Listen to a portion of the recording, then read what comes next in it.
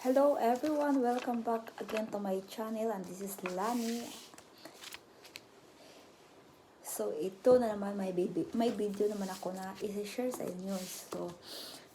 So ano ba talaga ang dietary habit mo? So i-share ko talaga sa inyo bakit ang mga Hapon ay hindi sila mataba. Mostly sa mga Hapon is sila payat. Kasi may dietary habit talaga sila na sinunod. Kasi ayaw talaga nila na mostly sa kanila is talaga slim talaga, mapayat. Kasi hindi sila gusto na mataba yung nila, katawan nila. Kasi sabi nila, pag mataba ka daw, tamad ka magtrabaho at palagi kang natutulog, wala ka nang magagawa.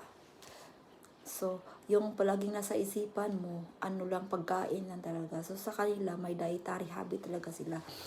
So, kami, sa umaga, lang talaga yung kinakain nila? Pan at saka lagyan mo na lang siya ng cheese at saka lagyan mo siya ng cabbage. Ayun lang talaga, at saka tea. At saka naman sa afternoon, sa lunch naman, lang talaga kinakain nila? Udong lang talaga o ramen. Kung sa atin pa yan, lang siya, yung mga noodles lang talaga. So kumakain lang talaga sila ng marami kapag gabi. Oo. Sa hapunan, ang kinakain talaga nila ay po siya na may kanin, pero hindi sila gaano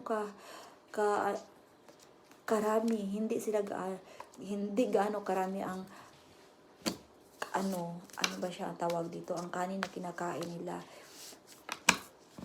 Sila, kumakain sila talaga ng maraming vegetables, yung balance at saka may pork. So rotation sa amin, rotation talaga yung kinakain namin.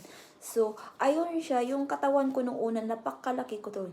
Yung nandyan pa ako sa Pinas, yung katawan ko talaga is napakalaki kasi kada araw talaga, kada kain ko may soft drinks talaga siya, may siya sa soft drinks, may coke talaga siya. Pero dito talaga sa Japan, bihira lang talaga yung mga Hapon na nagsusoft drinks. Alam nyo ba na lang talaga yung iniinom nila? Tea. Oo, tea lang talaga yung iniinom nila. At saka, ayun na nga, hindi sila mataba yung nila. At saka, pag umiinom talaga sila ng coffee, lang po talaga, yung coffee na inuunom, hindi talaga nila inanuhan ng gatas. Pure coffee lang talaga siya. Oo. So, ayun siya, pag nakainom sila ng ganyan, at saka nakapag-inom sila ng green tea, at saka coffee, hindi na talaga yan matutulog. Matutulog talaga sila yung na lang, may 4 na oras, 5 oras. O ayun siya. At saka yung nila, nag-study talaga sila. Study kahit na, yung alam niyo ba, yung mga Hapon dito is, mostly sa kanila is, mga smart talaga. Kasi, study talaga sila ng study. So, marami silang mga books na, ina-advance nila na pag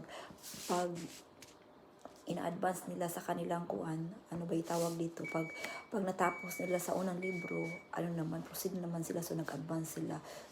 So, ayan na nga, yung dietary habit talaga nila dito is, ayun na nga, isa siguro sa, ano ba yun, tawag dito, isa na yun sa nila na, yung mga Hapon talaga, yung nila is mataas, yung edad nila, umabot talaga ng tag 80, 90, mostly sa kanila dito. Kasi balance talaga yung kinakain nila. Hindi kagaya sa atin na magkape tayo sa umaga, tapos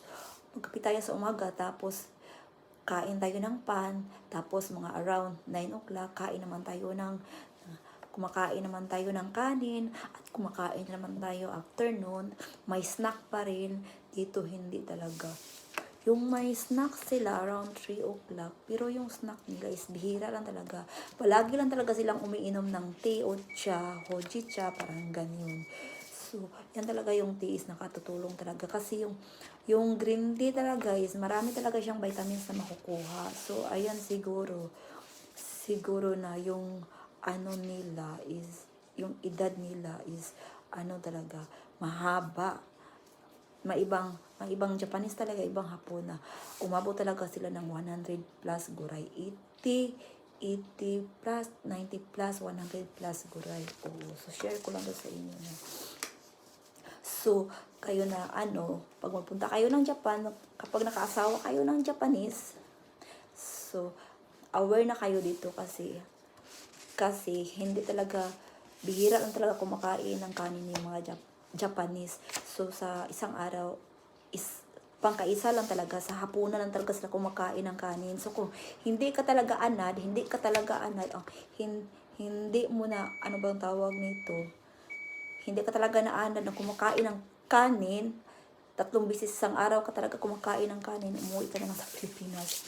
O gumid up ka talaga dito kasi nung una, nearly na talaga ako mag-give up kasi kailangan ko talaga kumakain ng kanin 3 times a day. Pero sa akin naman dito, ako lang talaga mag-isa at saka yung mga kiddos ko, kumakain naman ako ng kanin pagkatapos pagkatapos magpan.